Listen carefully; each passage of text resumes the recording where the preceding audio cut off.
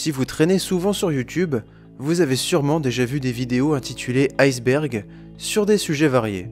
Jeux vidéo, théories du complot, films d'horreur, mais c'est quoi exactement un iceberg dans ce type de vidéo?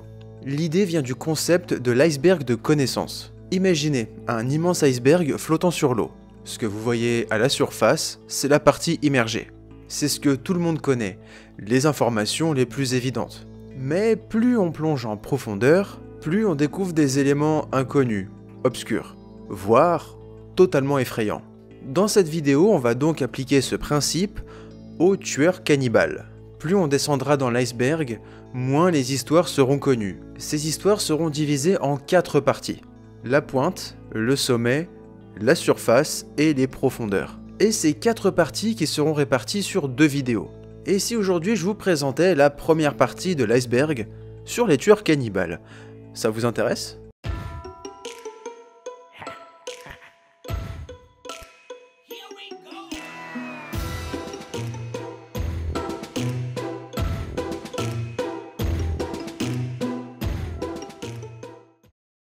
Ce premier niveau regroupe donc les histoires les plus célèbres, celles qu'on peut retrouver dans les documentaires, les films et les vidéos YouTube. Ce sont des vidéos qui reviennent souvent lorsqu'on parle de tueurs cannibales. Ces cas ont marqué l'histoire du crime par leur horreur et leur médiatisation massive. Jeffrey Dahmer, surnommé le cannibale de Milwaukee, est l'un des tueurs en série les plus tristement célèbres des États-Unis.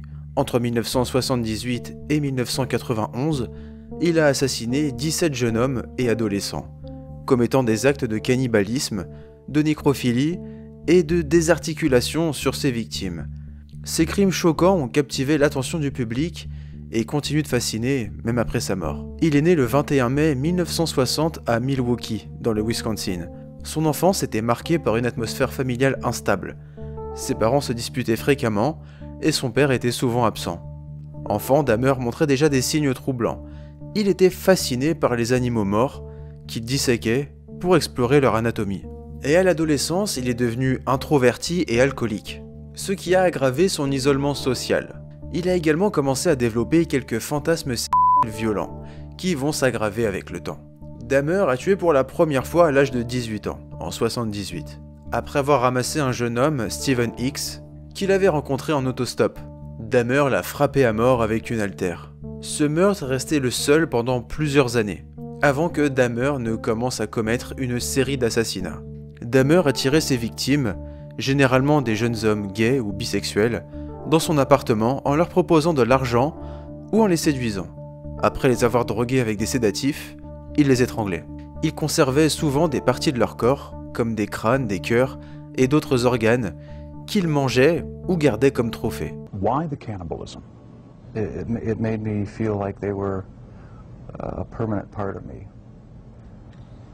Besides the just mere curiosity of what it would be like, it made them feel that they were a part of me, and it gave me a sexual satisfaction to do that. Dans certains cas, Dahmer pratiquait des expériences pour essayer de zombifier ses victimes, en forant des trous dans leur crâne et en injectant de l'acide ou de l'eau bouillante. Dahmer a été arrêté en juillet 1991 après qu'une de ses victimes potentielles, Tracy Edwards, ait réussi à s'échapper de son appartement. Edwards, menotté, a attiré l'attention de la police et les a conduits chez Dahmer. Là, les agents ont découvert une scène de cauchemar. Des photos Polaroid des corps mutilés de ses victimes, des parties humaines conservées dans le réfrigérateur et le congélateur, ainsi qu'un tambour contenant les restes dans l'acide. Dahmer a rapidement avoué ses crimes, fournissant des détails horribles sur les meurtres.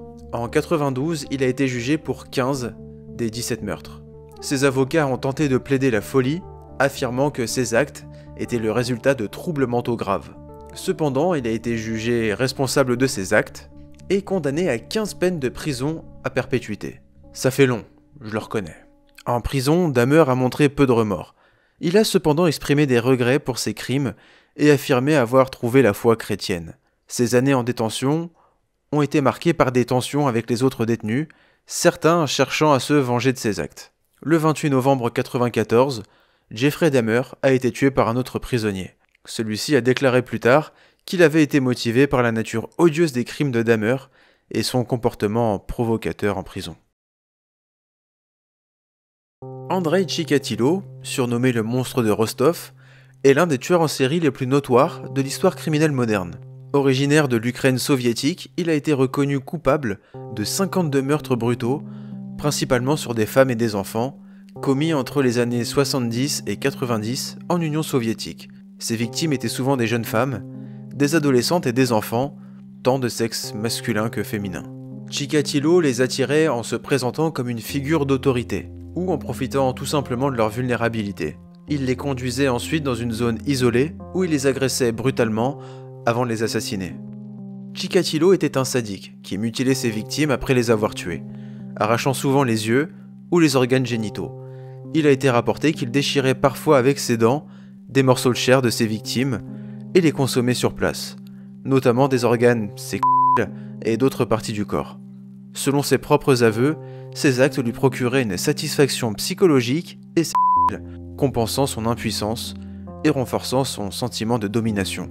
Après des années d'enquête et plusieurs erreurs judiciaires, Chikatilo a été arrêté en 1990. Il a rapidement avoué ses crimes, détaillant ses 53 meurtres, mais n'a été reconnu coupable que de 52 d'entre eux. Ça va, c'est pas tant que ça. Son procès, en 92, a été largement médiatisé. Malgré un comportement erratique, il a été jugé apte à subir son procès et condamné à la peine de mort. Le 14 février 1994, Andrei Chikatilo a été exécuté par balle dans une prison russe. Albert Fish, surnommé The Grey Man, le loup-garou de Wisteria, ou encore le vampire de Brooklyn, est l'un des criminels les plus infâmes de l'histoire américaine. Ce tueur en série cannibale a commis des crimes si horribles dans les années 20 et 30 qu'il continue à hanter les mémoires. Albert Fish est né en 1870 à Washington, aux États-Unis, dans une famille déjà marquée par des troubles mentaux, et dès son plus jeune âge, il montre des signes inquiétants de déviance, incluant un penchant pour l'automutilation et des pratiques sadomasochistes. En tant qu'adulte, Fish menait une double vie.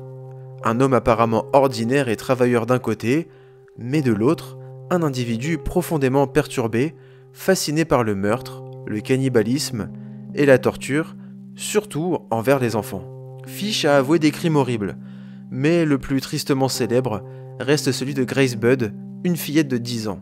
En 1928, Fish s'est présenté à la famille Budd sous le prétexte de vouloir embaucher le frère de Grace pour un travail. Gagnant la confiance des parents, il convainquit ces derniers de laisser Grace l'accompagner à une prétendue fête d'anniversaire. Elle ne reviendra jamais. Après avoir étranglé la fillette, il l'aurait découpée en morceaux pour ensuite la cuisiner et la manger. Fish a ensuite écrit une lettre à la famille Budd, détaillant les atrocités qu'il avait commises sur Grace, y compris son meurtre et son cannibalisme. Cette lettre mena directement à son arrestation en 1934. Une fois arrêté, Fish détailla des meurtres qui remontaient à plusieurs décennies, et se vanta même d'en avoir commis beaucoup plus que ce qui était déjà prouvé. Les psychiatres ont détecté chez lui une grave psychose, notamment certains délires religieux. Lors de son procès, Fish plaida la folie. Toutefois, malgré des preuves de ses troubles mentaux, il a été reconnu coupable de meurtre et condamné à mort. Il fut exécuté sur la chaise électrique en 1936. J'ai omis beaucoup de détails de la vie de Albert Fish. Il avait beaucoup d'autres vices et a commis beaucoup d'autres atrocités. Mais il faudrait une vidéo entière pour vous montrer à quel point cet homme était pervers et profondément mauvais. Armin Meiwes, surnommé le cannibale de Rothenburg, est un criminel allemand devenu tristement célèbre pour avoir non seulement tué un homme consentant, mais aussi consommé une partie de son corps. Cette affaire, qui a choqué le monde entier, a soulevé des questions complexes sur le consentement, la morale et la criminalité. En 2001, Meiwes a posté sur un forum en ligne spécialisé dans le fétichisme extrême qu'il recherchait quelqu'un de consentant à être tué et mangé. Son message précisait bien qu'il cherchait quelqu'un de volontaire pour réaliser son fantasme de cannibalisme. Bernd Jürgen Brandes, un ingénieur de 43 ans, a répondu à cette annonce. Les deux hommes se rencontrèrent dans la maison de Meiwes à Rothenburg. Ce qui s'est déroulé ensuite est à la fois troublant et assez unique dans l'histoire criminelle. Brandes a non seulement accepté, mais a activement participé aux préparatifs. Selon les témoignages et les vidéos enregistrées par Maives, il a demandé à ce que certaines parties de son corps soient mutilées et consommées. Et je vais pas vous faire un dessin sur la partie qui a été mangée. Ma bite! Le goût de ma bite! T'as compris ça ou pas? La bite! Maives a commencé par découper le pénis de Brandes, que les deux hommes ont tenté de cuisiner et de manger ensemble. Brandes, gravement blessé et sous l'effet de sédatifs, a ensuite été tué par Maives, qui l'a poignardé à la gorge pour abréger ses souffrances. Après la mort de Brandes, Maives a découpé son corps et stocké une grande partie de sa chair dans le congélateur. L'affaire a été découverte en 2002 lorsqu'un internaute, alerté par le comportement de Maives, a alerté les autorités. Lors de la perquisition, les vidéos du meurtre ont été trouvées, ainsi que les restes humains dans le congélateur. Dans un premier temps, Maives a été condamné à 8 ans et demi de prison pour homicide involontaire. Toutefois, en 2006, lors d'un deuxième procès, il a été reconnu coupable de meurtre et condamné à perpétuité. Alors là, on va rentrer dans une des histoires que j'ai déjà traitées dans une vidéo à part entière. Si vous connaissez un peu ma chaîne, les tueurs cannibales, ça me fascine assez. Donc il y a plusieurs de ces tueurs cannibales dont j'ai fait une vidéo que vous allez retrouver dans celle-ci. Donc si les affaires dont je vais vous parler vous intéressent, il y a la vidéo sur ma chaîne. Issei Sagawa est un homme japonais tristement célèbre pour un crime particulièrement macabre qu'il a commis en 1981 à Paris. Étudiant en littérature comparée à l'époque, Sagawa est devenu connu sous le nom de Cannibale de Paris. Sagawa, alors âgé de 32 ans, avait invité René Erdvelt chez lui, une camarade de classe, sous prétexte de travailler sur un projet universitaire. Une fois sur place, il lui a tiré dessus avec une carabine, la tuant sur le coup. Par la suite, il a commis des actes de cannibalisme sur son corps. ずっと前からそういうシチュエーションを考えて、どっから食べる、どうやって全てこう頭の中にシナリオができた中で書いていて、まずお尻を一番美味しそうだと思ったんです。それも左じゃなくて右のふくらみ、左は心臓に近いから血が怖いからっていうことがあって、でいきなり噛みついたんです。僕の顎の力じゃ到底噛み切れないで、顎がものすごく痛くなって。 Sagawa a déclaré plus tard que ses actes étaient motivés par un désir obsessionnel de consommer une femme occidentale, qu'il voyait comme un idéal esthétique et sexuel. Après avoir tenté de se débarrasser du corps dans une valise, il a été arrêté par la police. Bien qu'il ait avoué les faits, il n'a pas vraiment été condamné. Les psychiatres français l'ont jugé mentalement inapte à être jugé. Il a été placé quelque temps en hôpital psychiatrique, puis a été extradé vers le Japon. Au Japon, il a été examiné une nouvelle fois par des psychiatres qui l'ont déclaré sans esprit. Toutefois, comme les charges avaient été abandonnées en France et que les documents judiciaires français n'avaient pas été transférés, Sagawa a été libéré peu de temps après son retour. Et de manière choquante, Sagawa a profité de sa notoriété. Il a écrit des livres, donné des interviews, participé à des émissions de télévision et a même travaillé comme critique culinaire. J'aime quand c'est fade, quand c'est amer, quand c'est bon, quoi. Ça, c'est très très bon. J'aime quand c'est cru, quand c'est cuit, ça c'est bon. Ça, c'est du piment d'Espelette, j'adore. Cette exploitation publique de son crime a suscité une indignation générale, mais il a continué à vivre ouvertement jusqu'à sa mort en novembre 2022. On entre maintenant dans la seconde partie de l'iceberg, le sommet. Ici, on va trouver des affaires qui sont connues en grande partie par les amateurs de true crime. Des affaires assez connues, mais qui sont quand même un peu moins présentes dans la culture populaire. Certains ont eu un impact médiatique important à leur époque, mais elles n'ont pas le même niveau de notoriété que les précédentes affaires. Ce sont des cas qui ont choqué leur pays d'origine, mais qui sont moins connus à l'international. Richard Chase, surnommé le vampire de Sacramento, est l'un des tueurs en série les plus troublants de l'histoire criminelle américaine, en raison de ses actes extrêmement violents et de sa profonde maladie mentale. Né en mai 1950, il a commis une série de meurtres en Californie à la fin des années 70, tous marqués par des mutilations, du cannibalisme et un comportement étrange, lié à ses délires schizophréniques. À l'âge adulte, Chase a développé des délires paranoïaques et des obsessions sur sa santé. Il était convaincu que ses organes internes se désintégraient ou que son sang devenait insuffisant pour survivre. Il s'auto-médicamentait en buvant du sang d'animaux, qu'il volait et tuait souvent dans des fermes ou des refuges. et ses comportements lui ont valu le surnom de vampire. Et ce, avant qu'il commence à s'attaquer à des humains, car oui, il va s'attaquer à des humains. Chase a tué 6 personnes sur une période de quelques semaines, en 77 et 78, avec des crimes marqués par une extrême violence et de mutilation. Son crime le plus atroce est celui de la famille Miroth. Lorsque Chase entre dans la maison, il tombe immédiatement sur Dan, un ami de la famille. Sans hésiter, il lui tire une balle dans la tête, le tuant sur le coup. Ensuite, il se dirige vers la salle de bain, où il trouve Evelyn Miroth en train de prendre un bain. Il lui tire dessus. Son corps sera plus tard mutilé, et Chase commettra des actes nécrophiles sur elle. Le petit Jason, âgé de 6 ans, assiste à la scène. Chase lui tire dessus à bout portant, mettant fin à sa courte vie. Et enfin, il s'empara du bébé, David Ferreira, et le tua également. Ce qui rend cet acte encore plus atroce, c'est qu'il ne laisse pas le corps sur place. Il emporte le cadavre du bébé chez lui, où il le mutile davantage et consomme son sang. Chase a été arrêté peu de temps après le massacre, car il avait laissé beaucoup d'indices sur place. Et lors de son arrestation, les policiers ont trouvé des preuves terrifiantes chez lui. Des mixeurs remplis de sang, où il mélangeait divers organes pour en faire des smoothies. Je rigole pas. Lors de son procès, il a été condamné à la peine de mort. Il a cependant évité l'exécution en se suicidant dans sa cellule en 1980. Otis Toole est l'un des criminels les plus infâmes des États-Unis, connu pour ses meurtres violents, ses aveux contradictoires et son association avec le tueur en série Henry Lee Lucas. Né le 5 mars 1947 à Jacksonville en Floride, Toole a mené une vie marquée par la violence, les abus et les comportements déviants, ce qui a contribué à son évolution en tant que meurtrier. Il est également tristement célèbre pour son implication présumée dans le meurtre du jeune Adam Walsh, une affaire qui a bouleversé l'Amérique. Toole a grandi dans une famille dysfonctionnelle où il aurait subi des abus psychologiques et sexuels, notamment de la part de sa sœur et d'autres membres de sa famille. Il aurait été exposé dès son enfance à des pratiques violentes et morbides, notamment des rituels sataniques. Diagnostiqué avec un retard mental, il avait un QI très bas, ce qui a influencé sa capacité à être manipulé, notamment par Henry Lee Lucas, son compagnon et complice.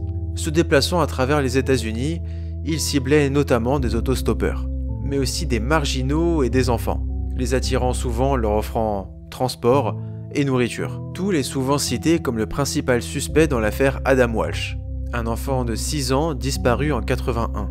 Il aurait également participé à des actes de cannibalisme, affirmant avoir consommé certaines de ses victimes. Ces crimes étaient caractérisés par une extrême violence, incluant des décapitations et des mutilations. C'est par exemple ce qu'il est accusé d'avoir fait à Adam Walsh, 6 ans. Les deux hommes ont affirmé qu'ils cuisinaient parfois les restes de leurs victimes. Lucas a raconté que Toole préparait des morceaux de corps comme s'il s'agissait de viande ordinaire, les grillant ou les cuisinant dans des soupes. Comble du mauvais goût, Toole s'est vanté avoir inventé une sauce barbecue qui accompagne parfaitement la viande humaine, alors qu'on sait tous que la mayo, c'est bien meilleur. Fritz Haarmann, surnommé le vampire de Hanovre ou encore le boucher de Hanovre, est l'un des tueurs en série les plus effrayants d'Allemagne. Actif dans les années 1920, il est responsable d'une série de meurtres macabres qui ont marqué les esprits par leur brutalité et leur étrangeté. Entre 1918 et 1924, Haarmann a assassiné au moins 24 jeunes hommes, bien que le chiffre réel puisse être un peu plus élevé. Il a tiré ses victimes, notamment des garçons des rues ou cherchant du travail, en leur offrant un refuge ou une promesse d'aide. Une fois dans son appartement, il les tuait de manière horrible. Parfois, il les mordait à la gorge jusqu'à provoquer leur mort. C'est ça qui lui a valu son surnom de vampire de Hanovre. Après avoir tué ses victimes, il dépeçait les corps et se débarrassait des restes dans les rivières ou autres lieux. Il y eut même des rumeurs selon lesquelles il vendait de la viande humaine sur le marché noir en le faisant passer pour du porc, bien que cela n'a pas été prouvé avec certitude. Haarmann est arrêté en 1924 après la découverte de nombreux restes humains dans la rivière Lane à Hanovre. Les enquêteurs ont révélé un schéma de meurtre qui a horrifié le public. Pendant son procès, il a avoué les meurtres avec une froideur glaçante. Le procès, largement médiatisé, a mis en lumière non seulement la monstruosité de ses crimes, mais aussi les dysfonctionnements des autorités, qui avaient ignoré des indices évidents pendant des années. En 1924, il a été reconnu coupable de 24 meurtres et condamné à mort. Il a été exécuté par décapitation le 15 avril 1925. Joachim Kroll est né le 17 avril 1933 à Edinburgh, en Pologne. Il était le sixième d'une famille nombreuse, vivant dans la pauvreté. Décrit comme un enfant au développement intellectuel limité, il n'a jamais dépassé l'équivalent d'un niveau élémentaire scolaire et avait un QI très bas. Il était socialement maladroit, solitaire et a développé très jeune des tendances voyeuristes et une fascination pour la violence. Ses crimes ciblaient principalement des femmes, des jeunes filles et également des enfants. Kroll attirait ses victimes et les étranglait. Après les avoir tuées, il abusait de leur corps. Il a avoué découper les morceaux de ses victimes pour les cuisiner et les manger ensuite. Il a expliqué qu'il faisait cela pour économiser de l'argent de la viande. Et des morceaux humains ont été retrouvés dans son réfrigérateur lors de son arrestation. Car Kroll a été arrêté en 1976 après le meurtre de Marion Keter, une fillette de 4 ans. Lorsque la police est allée interroger Kroll dans son appartement, elle a découvert des morceaux du corps de Marion dans sa cuisine. Une main humaine était en train de bouillir dans une cocotte et d'autres parties étaient conservées dans son réfrigérateur. Kroll a calmement expliqué ses crimes et a pleinement coopéré avec la police. Ses aveux ont révélé une série de meurtres non résolus, remontant à plus de 20 ans en arrière. En 1982, après un procès de plusieurs mois, Joachim Kroll a été reconnu coupable de 8 meurtres et d'un nombre indéterminé d'abus. Il a été condamné à la réclusion à perpétuité et est mort en prison en 91 à l'âge de 58 ans. Né en 1955 à Baltimore aux États-Unis, Joe Metheny est connu non seulement pour ses meurtres, mais aussi pour le fait qu'il cuisinait la viande de ses victimes dans des hamburgers qu'il vendait dans son stand. Metheny a grandi dans des conditions difficiles. Il a affirmé que sa mère l'avait négligé et que son père alcoolique était décédé dans un accident de voiture alors qu'il était encore jeune. Après un bref passage dans l'armée, Metheny est tombé dans une spirale d'addiction à la drogue et à l'alcool. Il est devenu sans-abri et a commencé à fréquenter la communauté marginalisée de Baltimore, où il a développé des tendances violentes. Metheny a été arrêté en 1996 et a rapidement avoué plusieurs meurtres. Ses victimes étaient souvent des femmes vulnérables, souvent des prostituées, et des personnes sans domicile fixe. Metheny les attirait avec une promesse de drogue ou d'argent et les massacrait. Selon ses propres aveux, il a désossé les corps de certaines de ses victimes et mélangé leur chair avec du porc et du bœuf haché, qu'il aurait utilisé pour faire des hamburgers. Ces burgers étaient ensuite vendus à des clients sans méfiance dans son stand de barbecue mobile.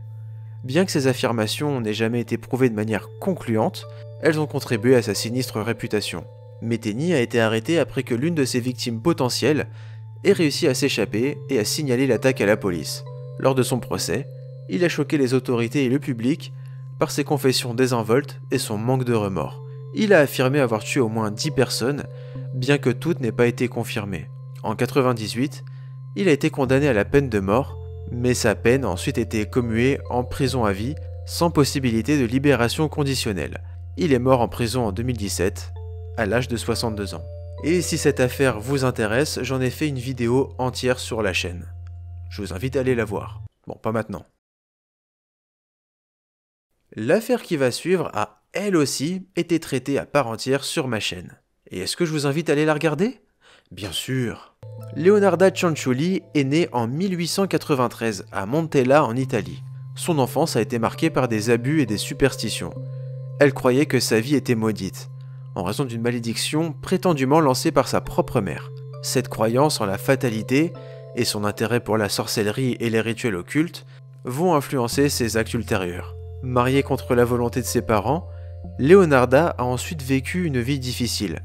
Elle a perdu 13 de ses 17 enfants à cause de fausses couches ou de maladies, ce qui a exacerbé son obsession pour les protections spirituelles. En 1939, alors que l'Italie se préparait à la Seconde Guerre mondiale, Leonarda s'est convaincue qu'elle devait pratiquer des sacrifices occultes pour protéger son fils préféré des horreurs de la guerre. Elle s'est alors tournée vers des femmes vulnérables qu'elle fréquentait et elle a élaboré des plans pour les tuer. Comme Faustina Setti, une femme célibataire cherchant à se marier. Leonarda lui a promis de l'aider à trouver un mari, mais elle l'a tué à coups de hache. Elle a ensuite dissous son corps dans de la soude caustique et a utilisé ses restes pour faire du savon. Sa victime suivante, Francesca Soavi, une enseignante à la retraite, a été tuée de manière similaire après avoir été attirée chez Leonarda sous prétexte de lui trouver un emploi. Puis vint le cas de Virginia Cacioppo, une ancienne chanteuse d'opéra. Leonarda a prétendu qu'elle lui avait trouvé un travail, mais l'a assassinée, et elle a affirmé que son corps produisait du savon et des gâteaux particulièrement sucrés, qu'elle a ensuite offert à ses voisins. Ah, la cuisine italienne. Leonarda a été arrêtée en 1940, après que le frère de Virginia Cacioppo ait signalé sa disparition et sa proximité avec Cianciulli. Lors de son procès, elle a raconté ses crimes en détail, révélant une absence totale de remords et se montrant désinvolte. Elle a été condamnée à 30 ans de prison, dont 3 dans un asile psychiatrique. Karl Denke, surnommé le cannibale de Münsterberg, est un tueur en série et cannibale allemand. Né en 1860 en Pologne, il est connu pour avoir assassiné et consommé des dizaines de vagabonds et de voyageurs entre 1903 et 1924. Issu d'une famille de fermiers, Denke était considéré comme un enfant calme mais difficile à élever. Denke était connu pour sa générosité envers les sans-abri et ceux dans le besoin. Il offrait un repas et un abri à ceux qui en avaient le plus besoin. Cependant, derrière cette façade bienveillante, se cachait une réalité bien macabre. En décembre 1924, après que l'une de ses victimes ait échappé à une attaque et alerté les autorités, Denke fut arrêté. Le lendemain, avant même sa première audition, il se suicida par pendaison dans sa cellule. Lors de la perquisition de son domicile, la police découvrit des restes humains, notamment 420 dents et 480 ossements, ainsi que de la viande humaine préparée et conservée dans des bocaux. Des articles, tels que des bretelles et des lacets fabriqués à partir de peau humaine, furent également trouvés. Des documents détaillés indiquaient qu'il avait tué au moins 30 personnes entre 1903 et 1924, principalement des vagabonds. Il est également suggéré qu'il aurait vendu de la chair humaine sur le marché de Breslau, bien que cela soit contesté par les autorités de l'époque. Surnommé le monstre de Tokyo, ou le tueur otaku, Tsutomu Miyazaki est l'un des tueurs en série les plus infâmes de l'histoire criminelle japonaise. Actif à la fin des années 80, il a choqué le Japon par la nature terrifiante de ses actes, qui incluent des enlèvements, des meurtres, des mutilations et des actes de cannibalisme, notamment sur des enfants. Miyazaki est né dans les années 60 dans une famille relativement aisée. Il est né avec une malformation congénitale affectant ses mains et ses poignets, ce qui l'a isolé socialement et rendu sujet aux moqueries. Il était un étudiant brillant, mais devenu un jeune adulte reclus, obsédé par la pornographie violente et les animés, développant des tendances de plus en plus perturbantes. Entre 88 et 89, il a enlevé et tué 4 petites fillettes âgées de 4 à 7 ans. Il a tiré ses victimes dans sa voiture en profitant de leur vulnérabilité. Et il gardait des parties des corps, comme des os, qu'il conservait chez lui. Certains restes ont été retrouvés dans sa chambre, souvent disposés comme des trophées. Miyazaki a mené des actes de cannibalisme sur au moins une de ses victimes, dont il aurait consommé partiellement les mains. On dit aussi qu'il buvait parfois le sang de ses victimes, qu'il associerait à un sentiment de puissance et de contrôle. Ces actes s'inscrivent dans son besoin de contrôler et de s'approprier totalement ses victimes, transformant leur mort en une expérience ritualisée. Après son arrestation, les enquêteurs ont découvert une collection massive de cassettes vidéo chez lui, comprenant des films pornographiques et des vidéos violentes. Les médias japonais l'ont surnommé le tueur otaku, mettant l'accent sur son obsession pour la culture otaku. Cela a déclenché un débat national sur les effets de la culture populaire violente sur les jeunes. Miyazaki a été arrêté en 1989 après avoir tenté d'agresser une fillette. Il a été appréhendé par le père de la victime, qui a alerté la police. Lors de son procès, il a montré peu de remords et a affirmé que ses actes étaient dictés par une personnalité alternative qu'il appelait le Ratman. Malgré une défense s'appuyant sur la santé mentale, il a été jugé sain d'esprit et pleinement responsable de ses actes. Après son procès, il a été condamné à mort en 1997 et il a été tué par pendaison en 2008. Matej Surko, souvent surnommé le cannibale de Slovaquie, est une figure sinistre qui a attiré l'attention internationale pour ses activités macabres liées au cannibalisme. Son histoire, bien que moins connue que celle de criminels célèbres, est tout aussi troublante et révèle une facette sombre des rencontres facilitées par Internet. Il menait une vie apparemment ordinaire. Il était marié, père de 2 enfants, et travaillait comme informaticien. Aux yeux de ses voisins et collègues, il était une personne discrète, sans comportement suspect apparent. Cependant, dans l'ombre, il nourrissait une fascination pour le cannibalisme. Il fréquentait des forums en ligne, où il établissait des contacts avec des individus présentant les mêmes désirs que lui, souvent dans des communautés consacrées aux pratiques extrêmes. Une fois les victimes attirées dans son piège, il exécutait ses meurtres avec une précision clinique. Il s'assurait de prélever des parties spécifiques de leur corps qu'il conservait pour sa consommation. Surco s'attaquait méthodiquement à ses victimes, découpant leur chair pour la stocker. Des morceaux humains ont été retrouvés emballés et soigneusement conservés dans son réfrigérateur.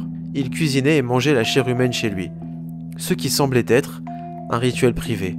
Il aurait décrit ses actes comme un moyen de transcender les limites de la normalité et d'assouvir ses pulsions. Les autorités ont retrouvé chez lui des photos et des vidéos de ses actes, ainsi que des échanges détaillés où il décrivait ses expériences avec les membres de la communauté. En 2011, il a été pris dans un piège tendu par la police slovaque.